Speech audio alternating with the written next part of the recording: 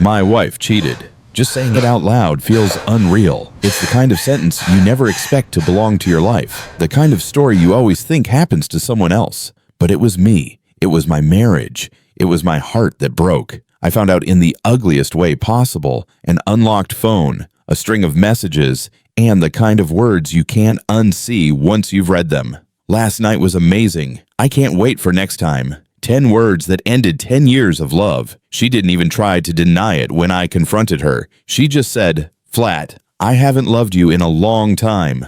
That was it. No apology, no tears, just a shrug and a confession that shattered me more than the affair itself. I walked out of the house that night, keys in hand, and drove straight to the only place that didn't make me feel like I was suffocating: my office. At first, I told myself it was temporary, just one late night, maybe two. But the truth is, staying late at work became my escape. My desk, my spreadsheets, my empty inbox. They were lifeless, yes, but at least they didn't lie to me. At least they didn't betray me. It wasn't long before Claire, my boss, noticed. Claire was sharp, mid-40s, the kind of woman who carried herself like she owned every room she walked into. She had this presence, this strength, that people couldn't help but respect. One night, long after most of the office had emptied out, she walked past my cubicle and stopped.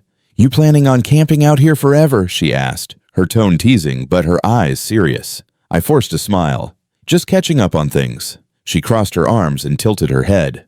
"Don't give me that. You've been here late every night this week. What are you really doing staying in this tomb when you could be home?" Her words hit me harder than I expected. I wanted to say, "Home doesn't feel like home anymore." But instead, I just looked at my screen and muttered, "It's complicated." She didn't push further. Not then. She just said, "Complicated has a way of killing people slowly. Don't let it kill you." Then she walked off, her heels clicking against the polished floor. But the thing about Claire is, she sees people. She reads between the lines. A few nights later, she appeared again, this time holding 2 mugs of coffee. She set one in front of me and said, "You're not fooling anyone. So you can either tell me what's going on, or you can just drink this and let me sit here in silence with you." And I broke. Not all at once, but piece by piece. I told her about the texts, about the betrayal, about the numbness I carried around like a second skin. She listened without flinching,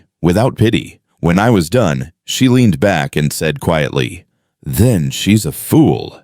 And you," she pointed at me with her mug, "you're not as broken as you think." For the first time in weeks, I felt like someone saw me, not as a failure, not as a discarded husband, but as a man who still had worth.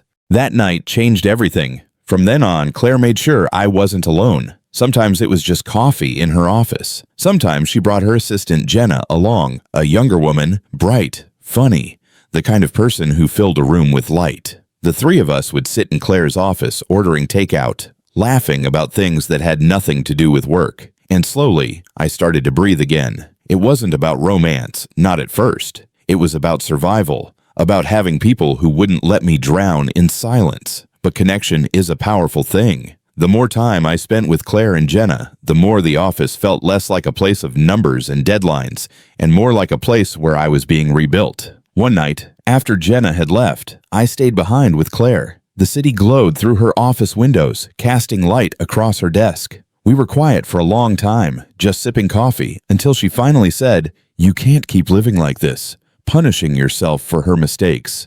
I stared down at my hands. I don't even know who I am without her. Claire leaned forward, her eyes sharp but soft at the same time.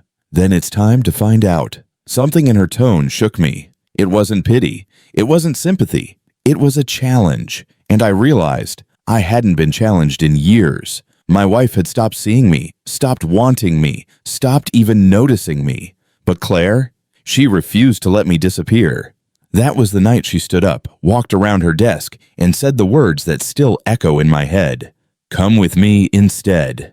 She wasn't talking about an affair, not then. She was talking about life, about not wasting another second hiding in the shadows of someone else's betrayal. And so I did. I followed her out of the office, into the cool night air, into the unknown. We didn't do anything reckless. We just walked. For hours. Around the city, through quiet streets, talking about everything and nothing. And for the first time since the night my world collapsed, I felt like I wasn't defined by her betrayal. I was more than the man who had been cheated on. Weeks turned into months. My wife tried to come back eventually, crying, apologizing, saying she'd made a mistake. And maybe once upon a time, I would have fallen for it. But I remembered Claire's words. Come with me instead. Not with her, not with anyone, but with life itself. So I told my wife no. I told her I deserved better. And when I hung up the phone, the silence that followed wasn't heavy anymore. It was peace. Claire and Jenna didn't save me, but they reminded me that I was worth saving. They reminded me that betrayal doesn't define you, what you do after it does. My wife cheated. That's how the story started, but the way it ends, that's up to me. And I chose to walk forward.